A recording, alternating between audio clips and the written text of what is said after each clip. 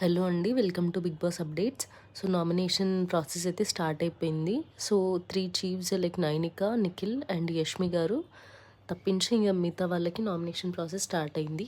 So first Sonia garu ఎవరిని nominate చేస్తారంటే బేబక్క and Prerana. So బేబక్క గురించి పాయింట్స్ చెప్పడం స్టార్ట్ చేస్తారు. లైక్ ఏంటంటే కుక్కర్ రెస్పాన్సిబుల్గా లేరు ఫుడ్ విషయంలో, కుక్కర్ ఓపెన్ అవ్వకపోతే దాని గురించి ఏం చేయలేదు అన్నట్టుగా వీళ్ళకి డిస్కషన్ వస్తుంది.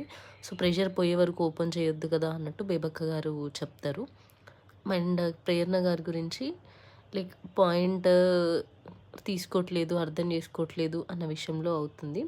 నెక్స్ట్ నాగమణికంఠ గారు శేఖర్ భాష గారిని నామినేట్ చేస్తారు.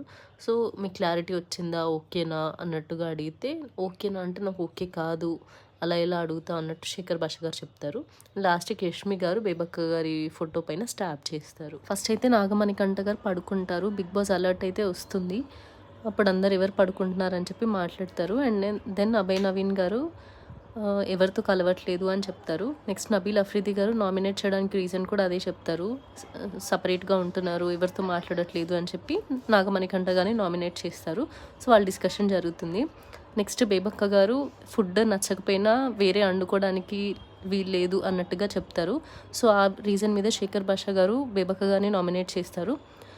అలా పెట్టకుండా తినకుండా ఎలా ఉంటారన్నట్టు. అండ్ నాగమణికంఠ గారిని కూడా నామినేట్ చేస్తారు. సో నెక్స్ట్ యశ్వి గారు వచ్చి నాగమణికంఠ గారి ఫోటో మీద స్టాప్ చేస్తారు.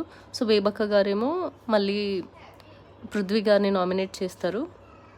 పృథ్వీ గారిని నామినేట్ చేసినప్పుడు కిరాక్ సీత గారు మధ్యలో ఇంటరప్ట్ అయ్యి మాట్లాడతారు. సో దానికి నిఖిల్ గారు మీరెందుకు మధ్యలో వస్తున్నారని చెప్పి వాళ్ళ డిస్కషన్ అది జరుగుతుంది.